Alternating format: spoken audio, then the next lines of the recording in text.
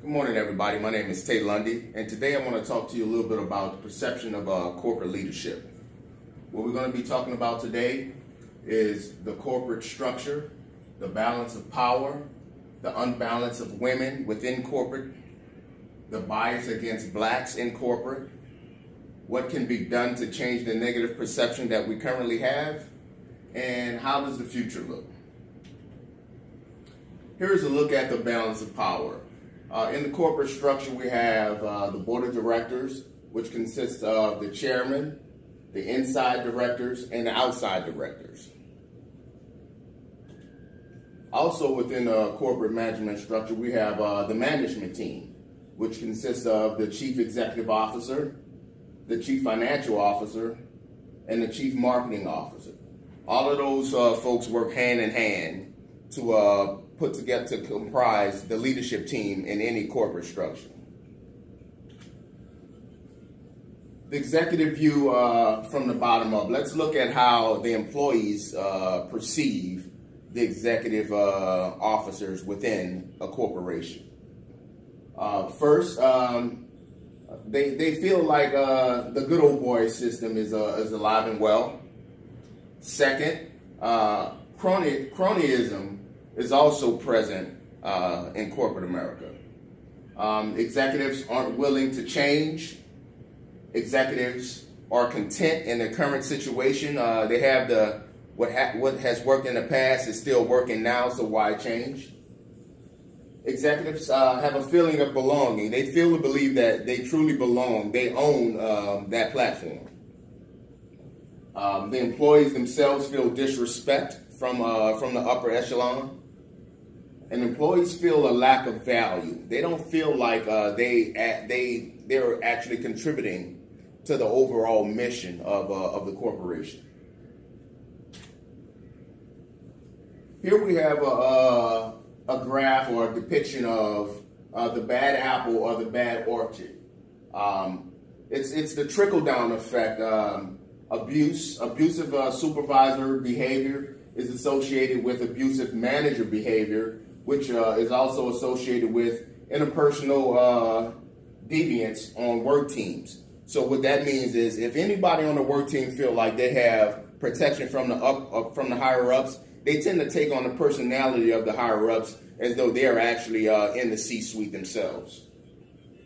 And what that does is it creates a toxic triangle, which starts with destructive leader, who's narcissism and charisma, susceptible followers who are colluders and conformers versus change agents. And we have a conducive environment of instability and a lack of a checks and balance system. Let's take a look at the unbalanced C-suite. CEOs by the numbers. Currently, the data shows that there's 75% whites in the C-suite, 7.8% Asian Americans in the C-suite, 4.2% Latinos or Latin Americans in the C-suite, and the blacks are made up of only 2.6% of blacks currently sit in the C-suite.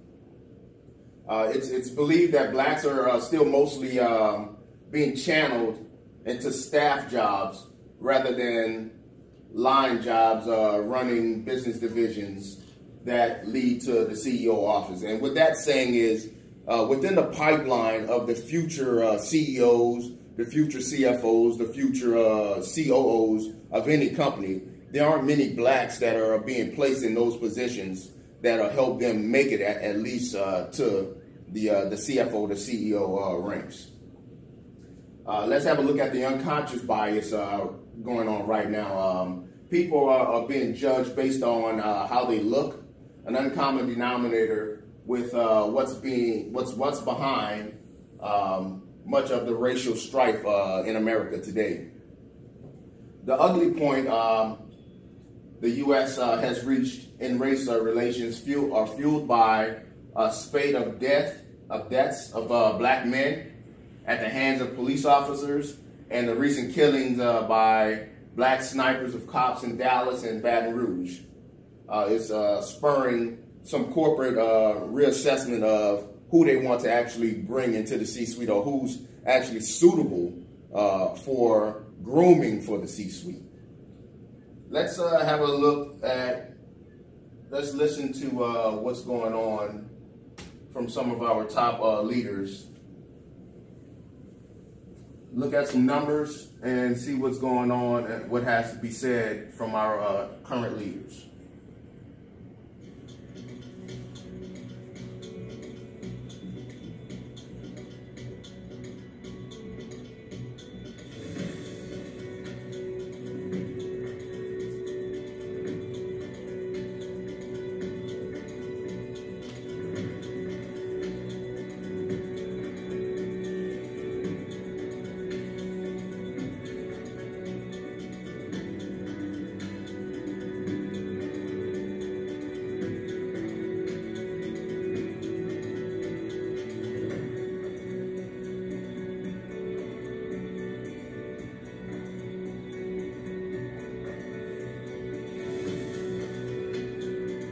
I think that black women and black males as well will still be an oddity for a while in this environment. I mean, I think just the numbers are just not there.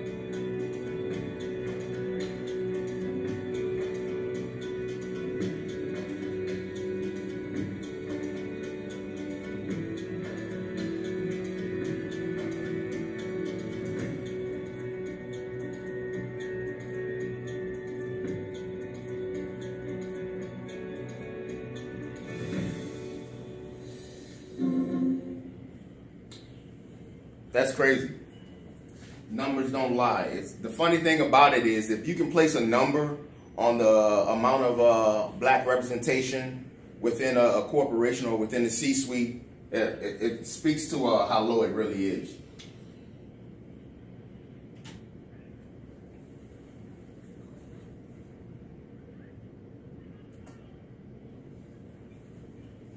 Now let's have a look at why are organizations actually facing these challenges?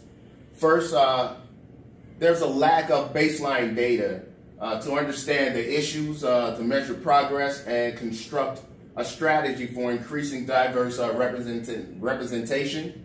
There's a lack of coherent strategy and investment in diversity-focused programs and initiatives. There's inadequate representation on executive or leadership teams, which often means there aren't any voices at the top to advocate for accountability. And finally, there's a general discomfort among executives when discussing the unbalance of race, or the issue of race in corporate America. The scenarios and stereotypes female executives are facing today. Female executives are being asked to weigh their options or to balance their priorities right now. Questions like, which baby do you nurture? Do you nurture your career, or do you nurture your kids at home? Do you nurture your family? They're being asked about their views in regards to political leadership. We all know that politics are in the workplace are not, not welcome, not tolerated. They're frowned upon. Male CEOs today receive an average of $4.4 million more in company compensation than female CEOs. On average, women had more positions prior to their current role, 11 for women and 9 for men.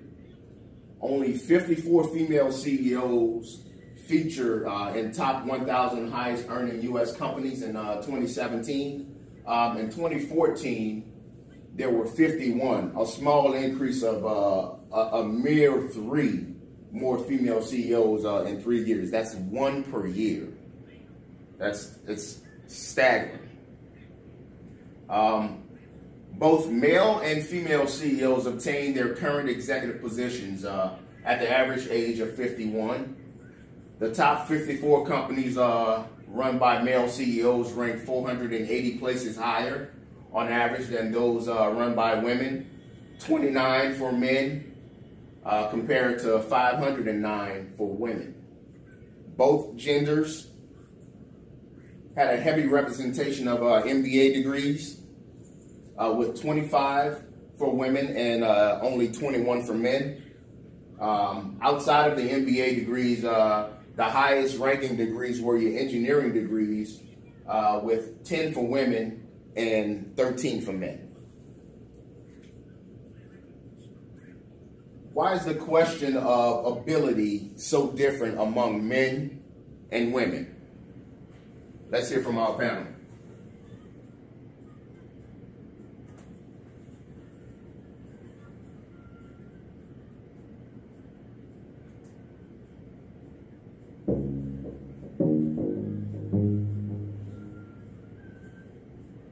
Young people always ask, how do you do this work-life balance? And I have to be perfectly honest, you don't, right?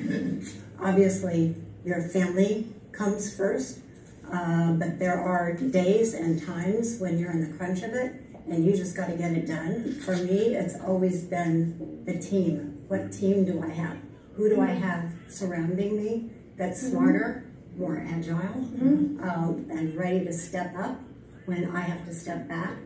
When I look to hire people, I go cool, curious, and connected, but let me explain what that means. Cool does not mean how you dress, right? It means you're interesting. It means I want to be with you. It means you're dynamic and I'm learning, which probably means you're curious and you're part of a lot of different things, which probably means you're surrounded by people similar to yourself. And so if you hire someone like that, you're not hiring one person, you're probably hiring 10. When I was at Pepsi, and I was approached about taking a general management role. It was a role that was very, I would say, testosterone-oriented. So I took the role, and it's probably one of my favorite roles because it took me completely out of my comfort zone. So from a development standpoint, it was exponential for me. And I stayed in that role until I turned that market unit around from being one of the determination is another one to the top. Yes, so determination, absolutely. Self-confidence and a support network as well. I think what's really important today is the behavioral competencies. I think that you have to find someone with an agile mind, someone who's really able to just go with the ebb and the flow and to manage change, because change agents are needed because of the creative chaos in the organization. One of the other things that I grapple with a lot is wanting to be liked, and so when I'm sitting across from my future boss and I'm trying to negotiate something for myself, it took a lot of coaching action and people that I trust to be like, you can put yourself out there. It's all how you negotiate. You don't have to be rude about it, but just negotiate for what you want. I began to learn sort of over time that you can advocate for yourself and you can ask for what you're worth.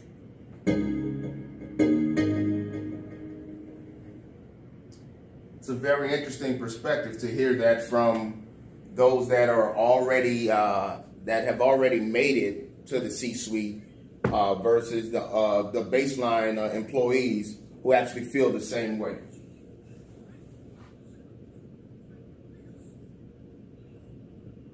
But how do we change? How do we change the mentality? How do we change the mindset? We have to make the change from the top. We have to change with persistence. We have to be persistent.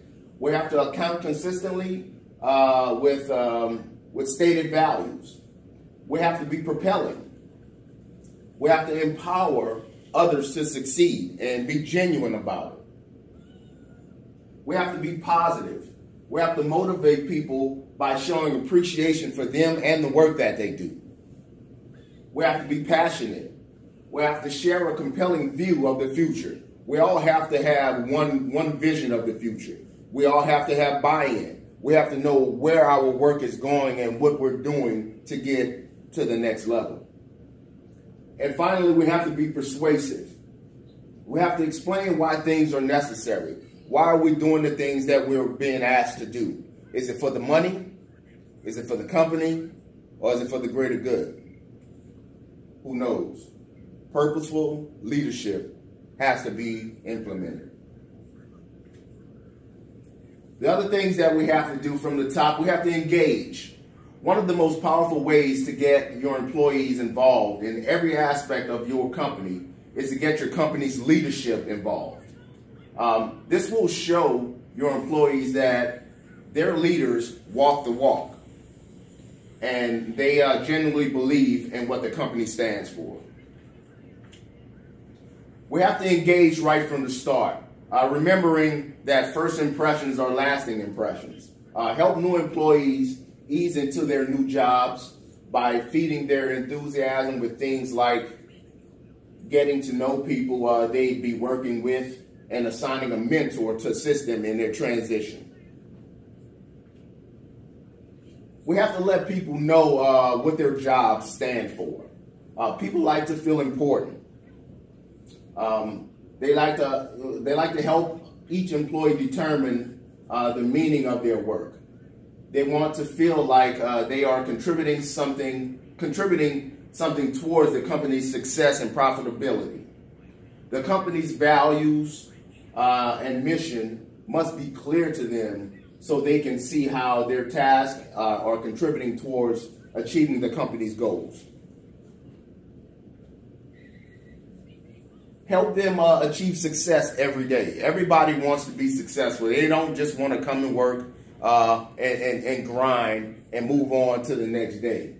After the value of the work that they do has been made clear to each employee, provide the tools and resources needed for them to succeed, or allow them to have autonomy to succeed on their own. And finally, leaders have to be genuine. Perhaps this is the most important aspect of achieving a genuine engagement among employees.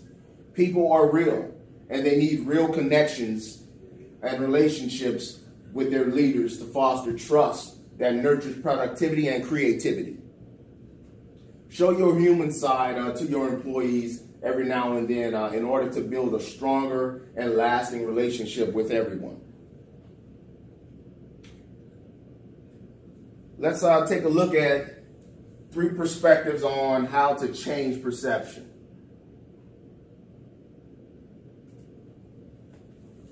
So there's 3 things I often find myself talking about when looking at the link between leadership and culture.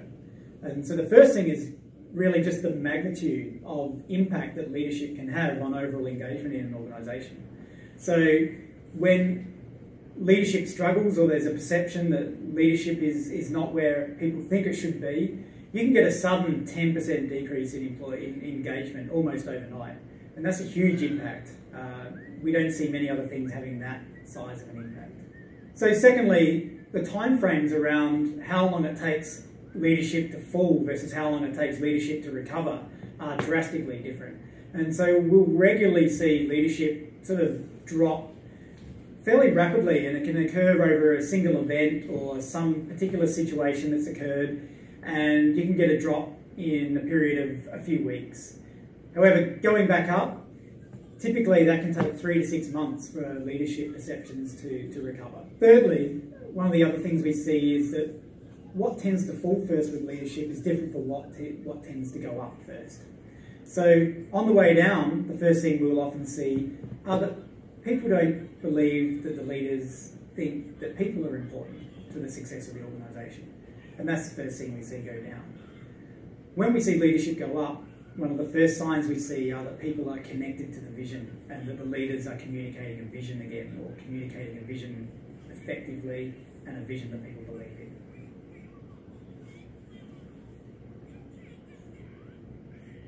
Perceptions can be either positive or negative, but either way the perceptions can change. So it's been said that numbers don't lie. Let's look at some data that I retrieved and see how it all comes together. Only 20% of C-suite roles are held by women. Once again, if you can place a number on it and be accurate, it's pretty low. Moving from entry level to C-suite, female representation falls by more than 50%. And what that says is that they're actually being watched. They're being monitored. They're being measured. So if they don't feel like the performance or the culture is a fit for the C-suite, 50% fall out of the running for the C-suite. That's high. 50% of men think women are well represented in companies where 10% of senior leaders are women. 50% of the men that's in the top echelon in the C-suite feel like the 10% of women representation is good enough. Wow. Change is hard, but it's possible. Let's take a look.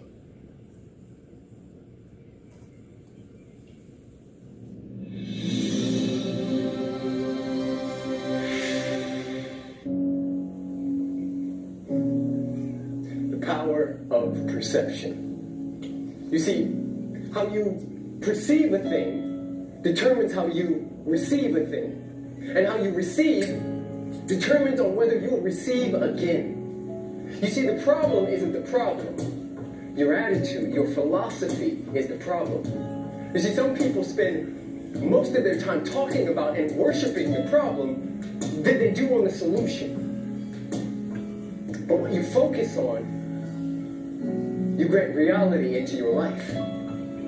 You see, Tammy and Susie drive into the same parking lot every Monday through Friday and go to the same job, but Susie is upset about the health benefits, about the air conditioning, about the politics in the office, while Tammy is excited that she gets to have a job, that she gets to pay her bills, that she gets to take her kids to Disneyland with the bonus that she gets every 4 months. You see, what Susie is upset about, Tammy is grateful for. But your outlook determines your outcome, and how you receive a thing determines on whether you receive it again. So 6 months later, Susie was let go, while Tammy was promoted. You see, a lot of people talk about, and guys, get this, if you get this, it will change your life forever. A lot of people talk about being single, and they have the perception and the belief that all the good ones are taken, while somebody else with a different perspective has the belief and they come from of, wow, look at all this time I have to build myself up before my one comes. How you receive a thing determines on whether you receive it again. And what you focus on expands, you grant it, you put it in your reality. So if you're perceiving and receiving negativity, then that's exactly what you're going to get in your life. All day, every day. You see, some people see the word impossible, while others see I'm possible. And what I'm challenging you to do is to step into that space. Step into the space of I'm possible. Everything is possible. Because it is. You see, the power of perception will change your entire life. You can either be in heaven or hell, right where you are standing, based on what you're perceiving. And I challenge you right now, today, to take another look at all of the stuff you've been complaining about. Take another look. Reframe and take another look at the bills that you're so upset about, because you get to pay them. You have the money to pay your bills, but yet you're upset about them? You created everything in your reality. And if you did, that means you get to be grateful for it. The only way to get more is to be more. And the only way to be more is to become grateful for everything that is. Guys, I am super grateful for you. It has been a blessing having you on this journey with me. If you are new to the tribe, go ahead and click subscribe. If you are not, I love you. And go ahead and share this video. We are, hashtag Love's Voice is going down in a beautiful, major way.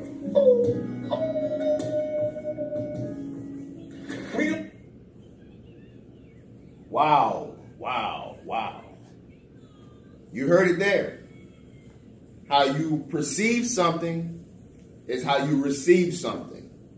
The way you perceive, or the power of perception in your organization, is how you're going to feel every day at work. Thank you guys for your time. You have any questions? Thanks.